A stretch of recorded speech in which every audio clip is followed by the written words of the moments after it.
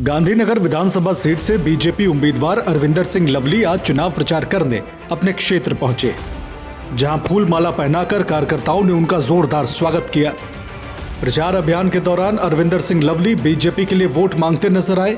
उन्होंने कहा कि दिल्ली में निश्चित रूप से बदलाव होगा।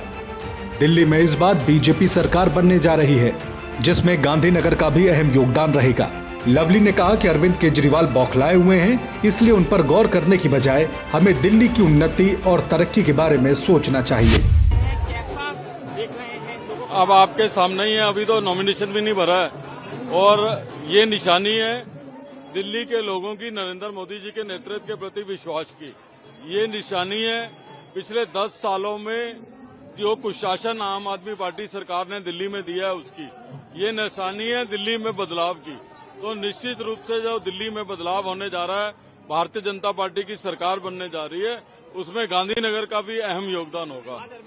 देखिए, अरविंद केजरीवाल ने शराब नीति से इतना पैसा कमाया है, वो समझ रहे हैं सबके पास उतना ही पैसा है। तो असली बात यह है कि उनका चैन छीन गया है। जिस तरीके के घोटाले किए हैं, भ्रष्टाचार को दूर करने की बात करके दिल्ली का नाश किया है, वो रोजाना कोई न कोई जुमला ऐसा सोचते हैं। तो उनको केवल और केवल चिंता इस बात की है कि मुख्यमंत्री की कुर्सी छीन ना जाए, और वो छीन गई है। देखिए, अरविंद केजरीवाल इस समय उनकी मानसिक स्थिति समझिए, वो बौखलाए हुए हैं। तो इसलिए उन पर गौर करने की बजाय अब समय आ गया है कि हम दिल्ली के उन्नति और तरक्की की बात करें।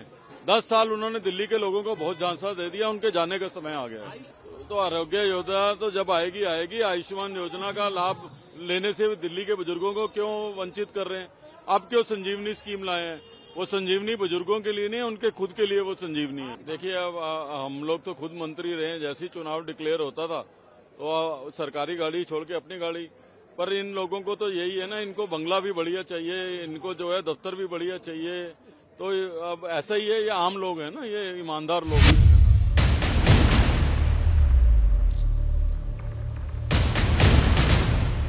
दिग्गजों की जंग में आर पार की लड़ाई। भाजपा सरकार में दिल्ली में जनहित की कोई योजना बंद तो नहीं होगी, लेकिन उसमें जो बेईमानों का ठेका है ना, उनको बाहर निकाला जाएगा। मुद्दों का शोर, चुनावी राजनीति गहराई। आज प्रधानमंत्री जी 38 मिनट बोले और 38 मिनट में से लगभग 29 मिनट वो दिल्ली के लोगों को, दिल्ली की चुनी हुई सरकार को गालियां देके गए हैं। चुन चुन के गालियां दे रहे थे, मैं देख रहा था, बहुत बुरा लग रहा था मेरे को। आप कांग्रेस और बीजेपी में त्रिकोणीय मुकाबला।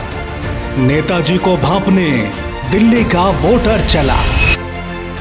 चुनावी संघर्ष के बदलते रंग, दिल्ली का मतदाता किसके संग?